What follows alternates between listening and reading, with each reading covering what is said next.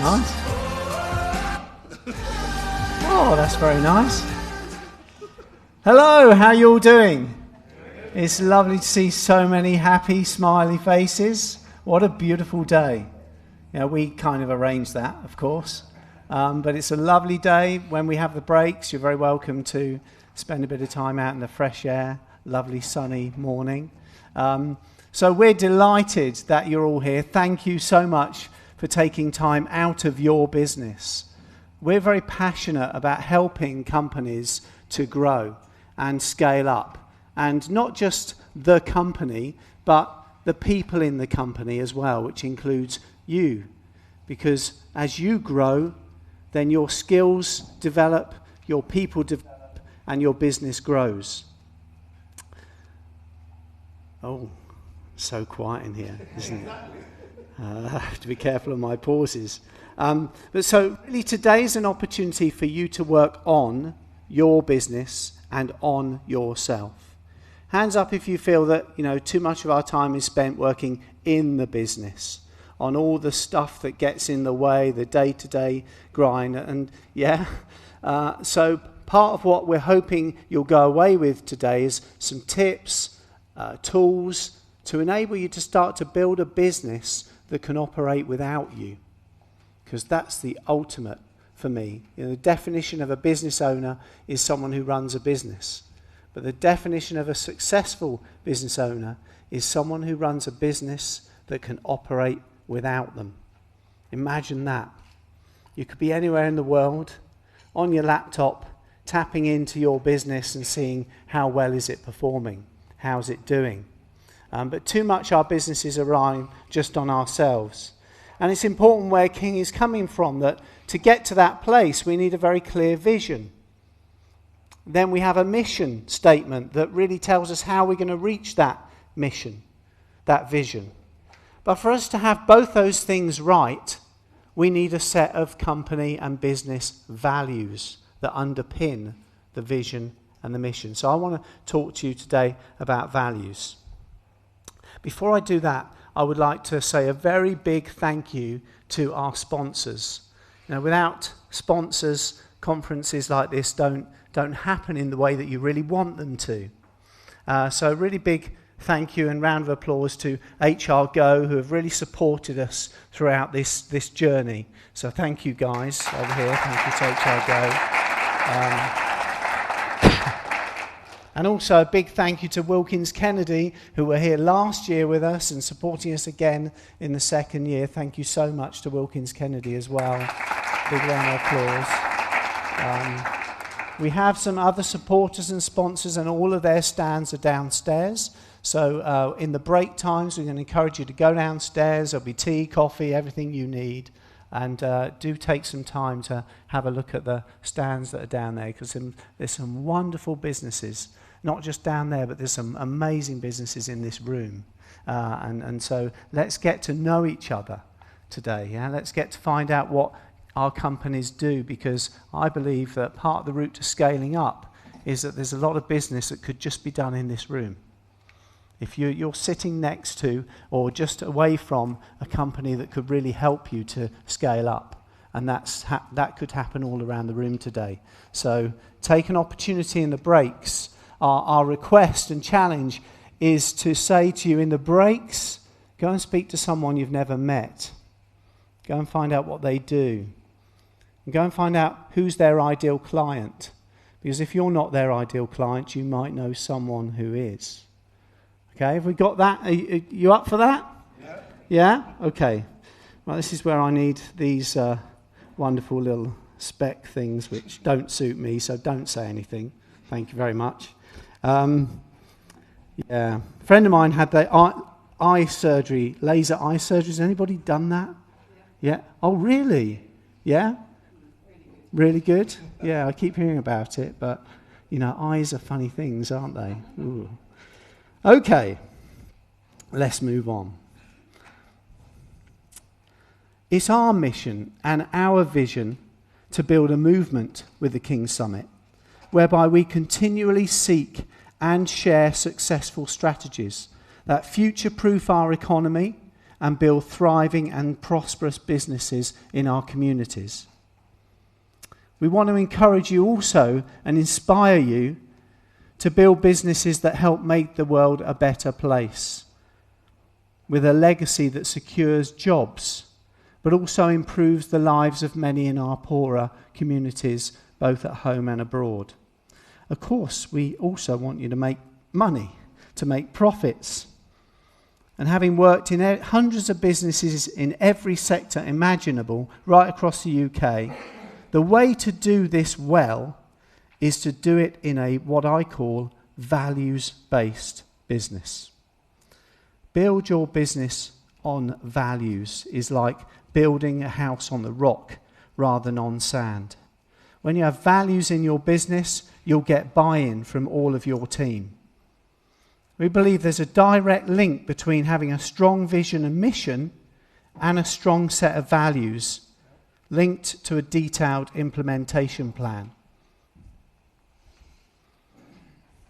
Hoping my slides are going to catch up with me. But they're not, King, so you'll need to move me on one till it starts working. Values are unseen, but they lie at the core of how businesses operate, even if you don't have a set of values.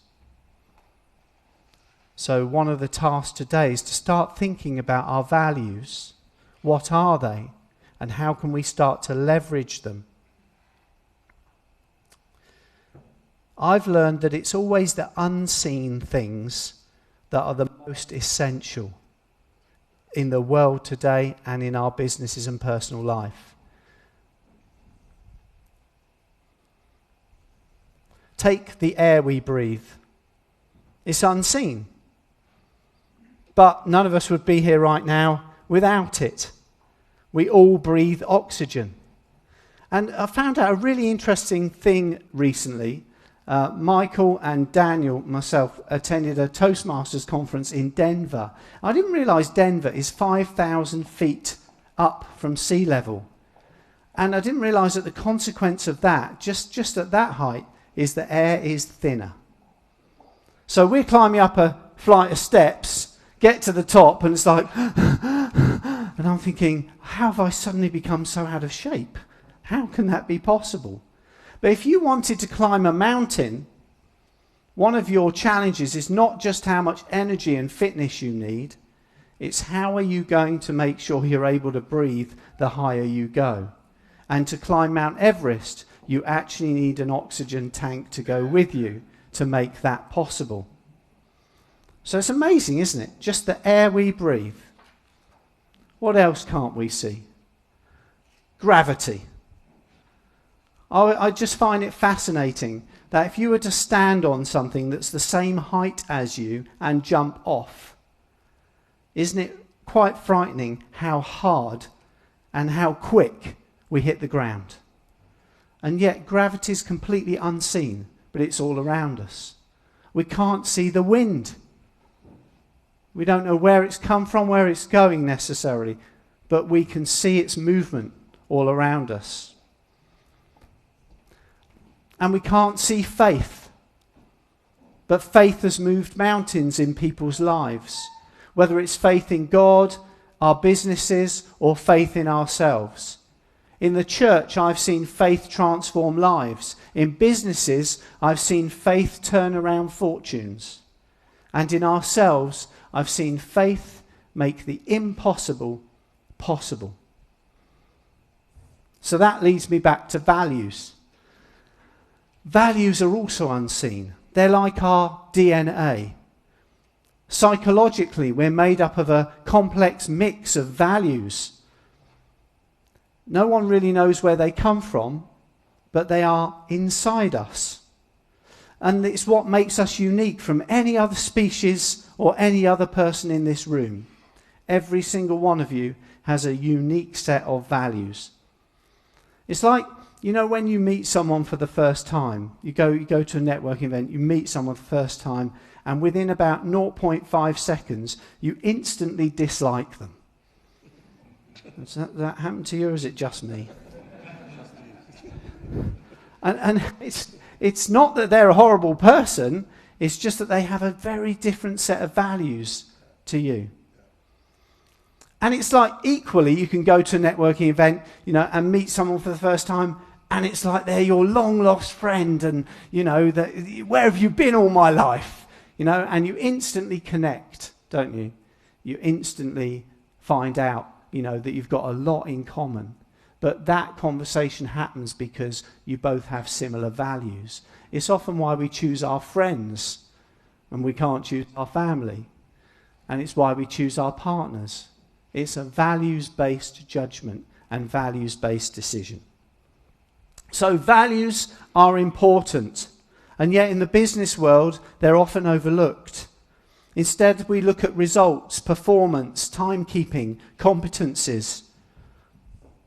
But if people don't fit our business, it's either because we don't understand their values and therefore we aren't leading and inspiring them in the way that we could be or should be, or they don't understand our business values and therefore they've not been communicated to them. They've not really grasped what they are and how they can fit in. So in addition to our personal set of values, we have team values and we have company values, and they cross over each other. So great businesses have a clearly defined set of values. They underpin the vision and they create synergy between all the individuals in your business. For now, I want to focus on a set of values for your business. But first, let me say this: values can change. As your business grows or scales up and it becomes a very different business on each step, your business values, your team values can change. Which is why it's always worth reviewing your values to make sure they're the right fit for where your business is headed, in line with your vision and mission.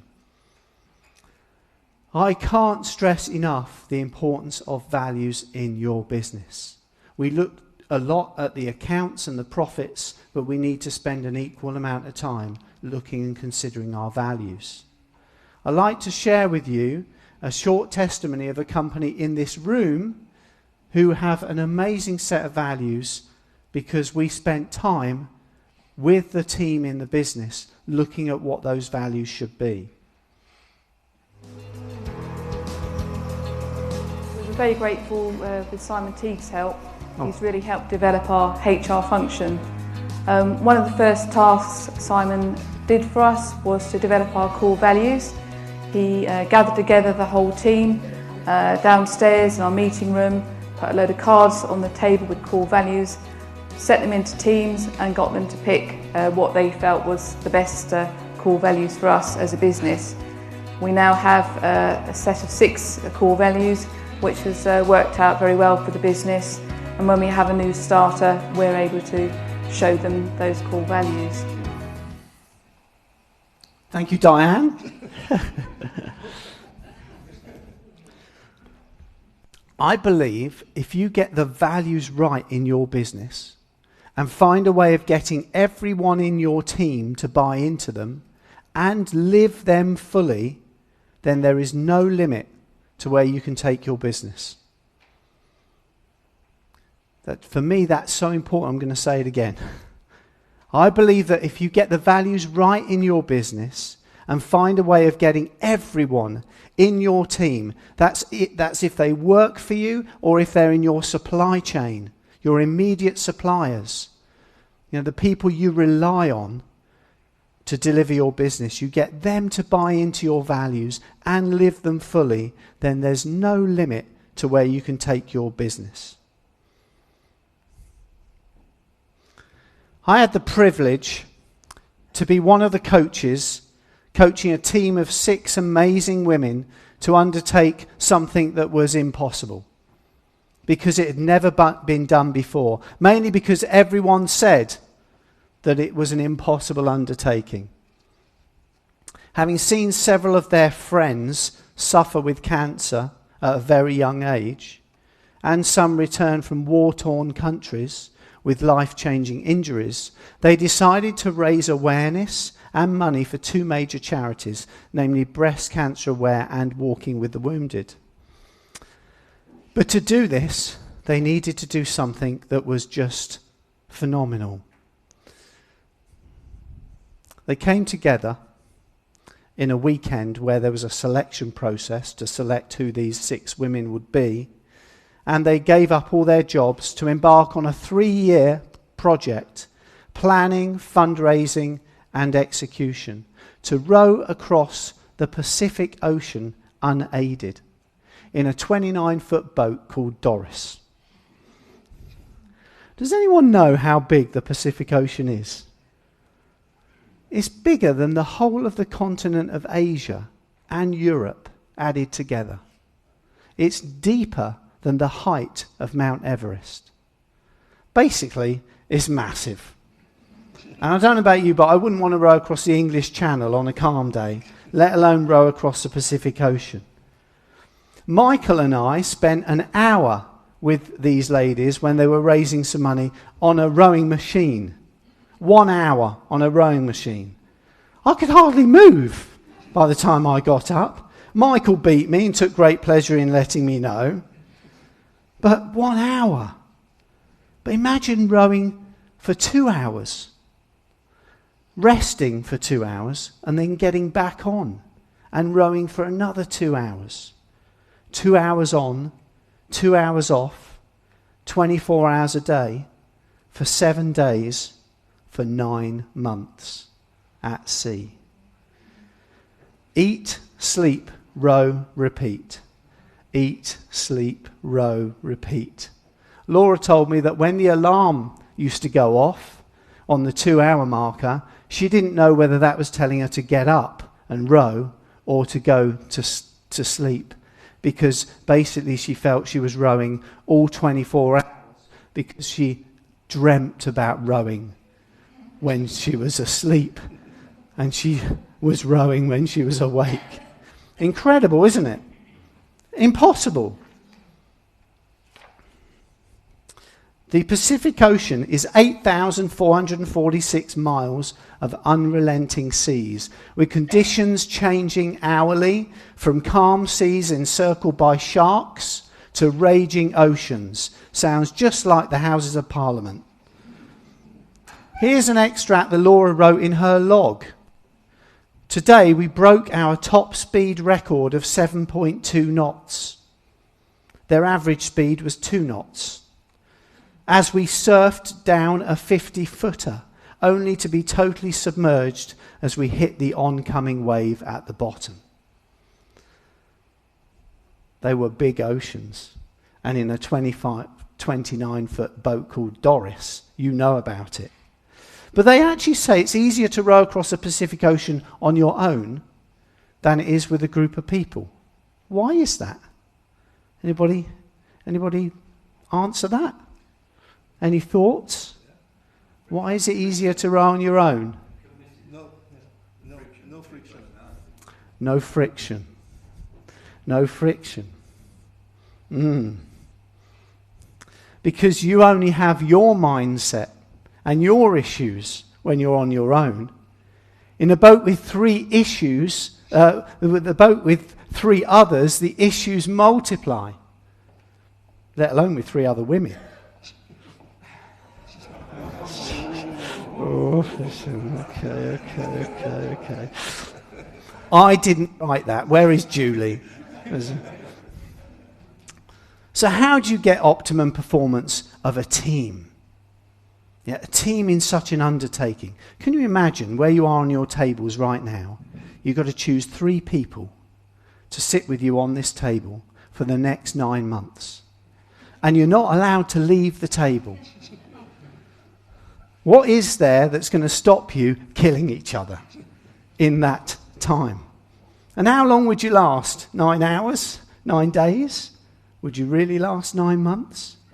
The answer to getting through that time lies in values, because values drive behaviours.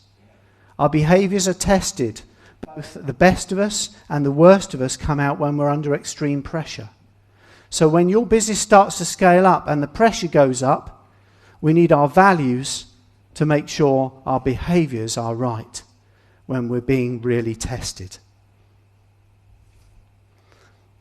The Coxless Crew girls had a set of values, and they described them as the glue that kept them together.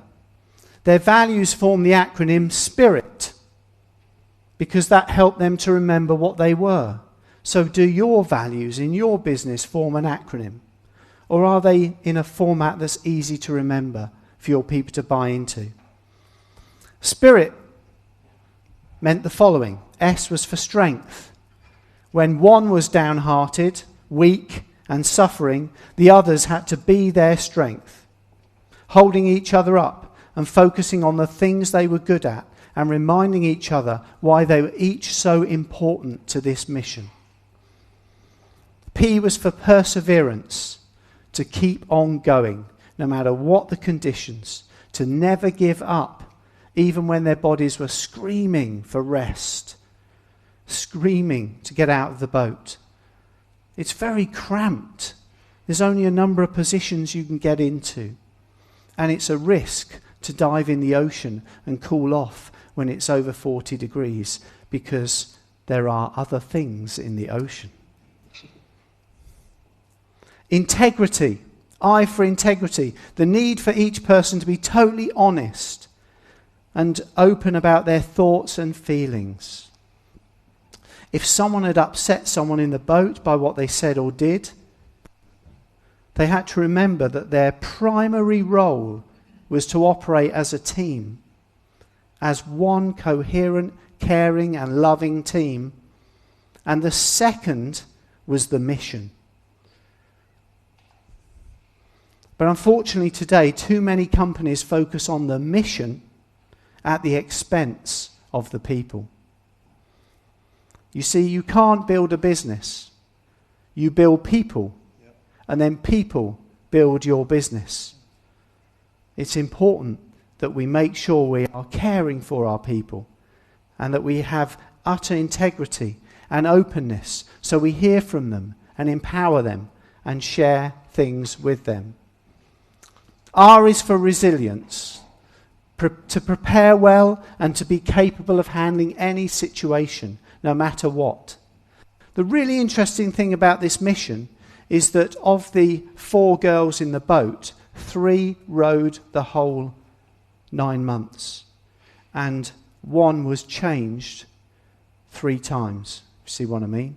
So 1 girl could row as far as Hawaii, which is exactly a third of the way there. And then another girl swapped with that girl in Samoa, which is another third of the way there. And then they made it to Cairns in Australia, having left San Francisco 9 months previously.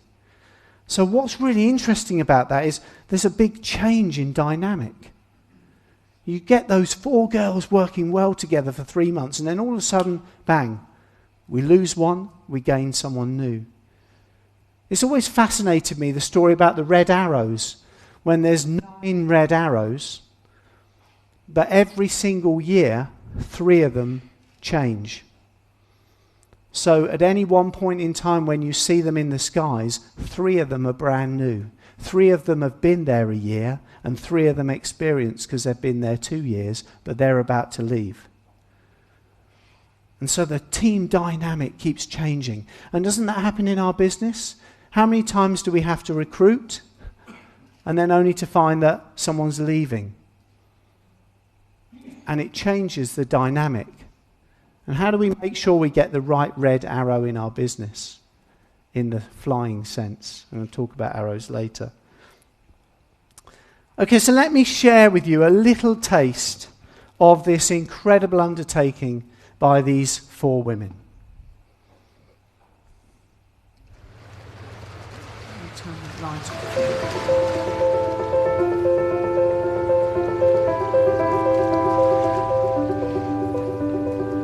There's an incredible insight to be gained, to know that you can fight and overcome anything that is thrown your way. The main reason is to test myself, to see what I'm capable of. The story of why we're here and why we're doing it for breast cancer. You think life's too short and you really do have to live it, and that's why we're doing what we're doing. 154 days to go. We haven't seen the sunshine about a week. If anything that makes me upset, it's always about my family, and it's always about what am I putting them through. Jesus is Teague! If something was to happen, I know that I've had no regrets in my life whatsoever. The quote goes that you can never cross an ocean unless you have the courage to lose sight of the shore. And that's where your real achievements lie.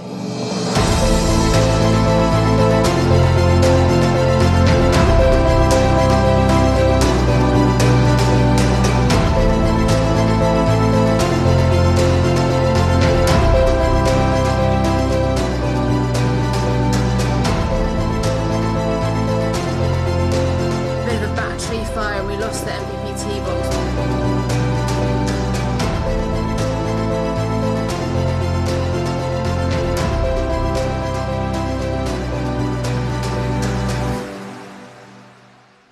I believe that everyone has their own Pacific to cross.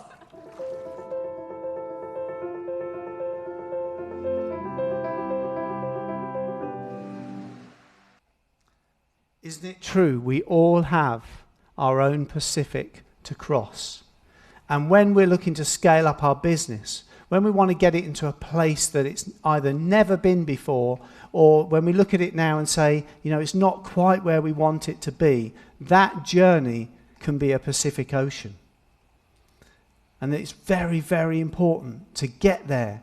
We have these values that underpin our activities, our behaviors, our thinking to move things forward.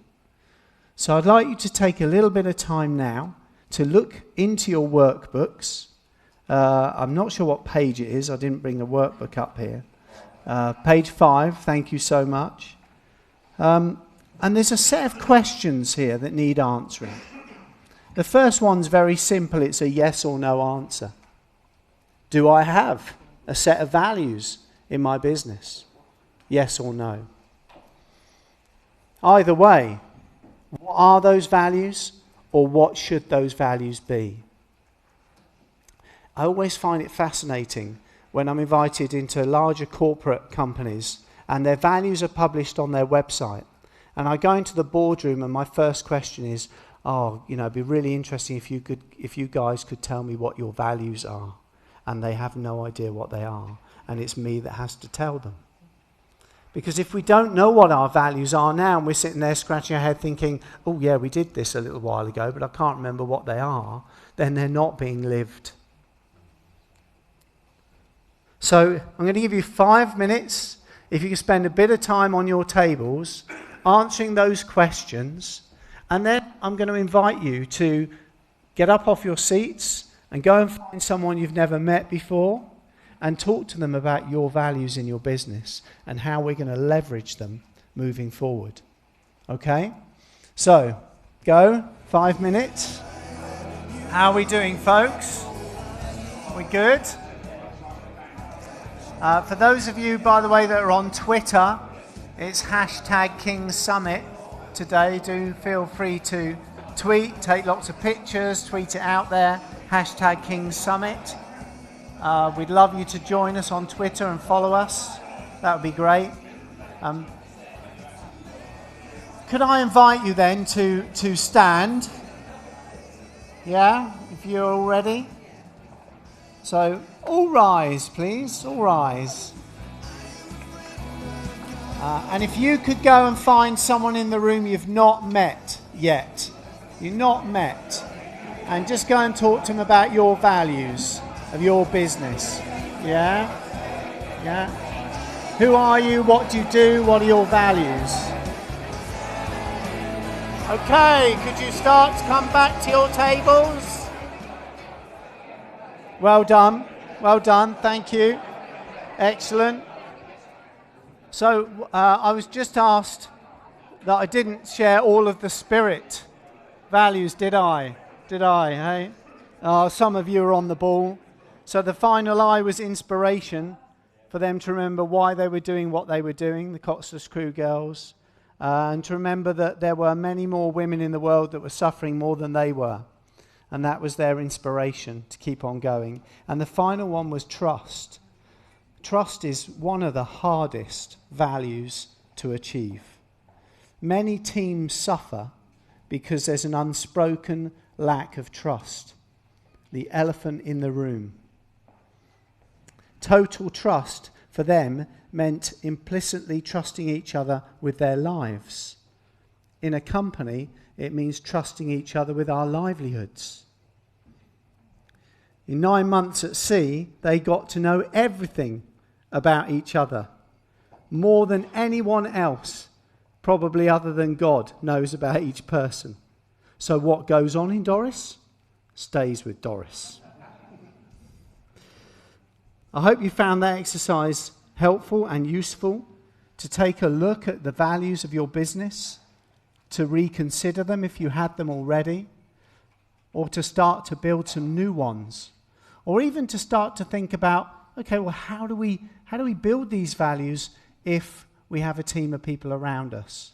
And that's one of the workshops that my business offers to companies, to come and work with you and your team for half a day, get them round a table, do just what Diane explained in the video earlier, and help you to build a values-based business from the bottom up rather than from the top down. It's so much more powerful when the people in your business are driving the values, because they created them.